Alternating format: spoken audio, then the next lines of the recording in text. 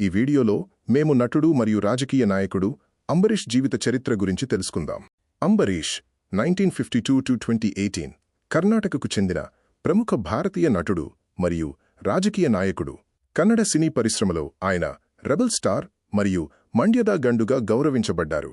ఆయన 200కి పైగా చిత్రాలలో నటించి కేంద్ర మంత్రిగా మరియు పార్లమెంట్ సభ్యుడిగా పనిచేశారు. అంబరీష్ 1952 మే 29న కర్ణాటకలోని మాండ్య జిల్లా దొడ్డరసినకెరె గ్రామంలో జన్మించారు.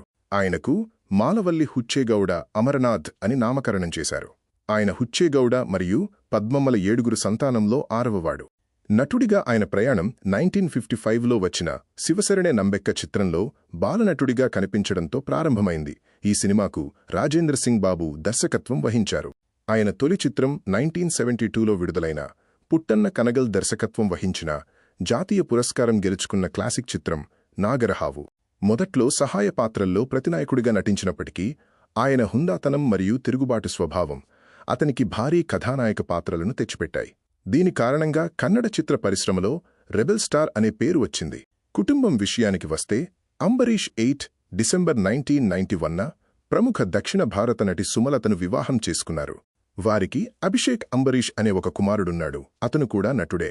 ఆయన నటించిన ప్రముఖ చలనచిత్రాలలో అంతా పడువారల్లి పాండవరు, మసనాడ హూవు, ఒండే రక్త వంటివి ఉన్నాయి.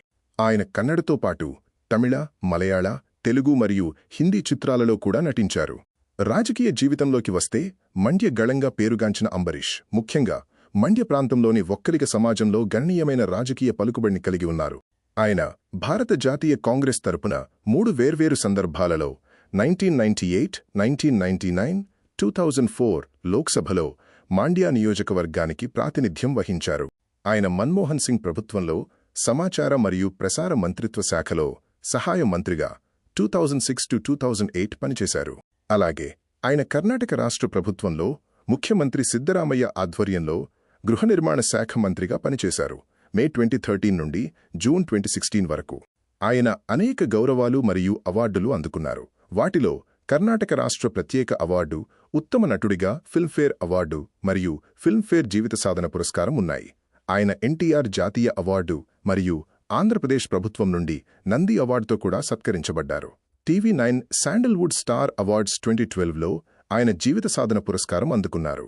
.2012లో సీమా జీవిత సాధన పురస్కారం, కర్ణాటక ప్రభుత్వ డాక్టర్ విష్ణువర్ధన్ అవార్డు మరియు ధార్వాడ్లోని కర్ణాటక విశ్వవిద్యాలయం నుండి గౌరవ డాక్టరేట్ పొందారు.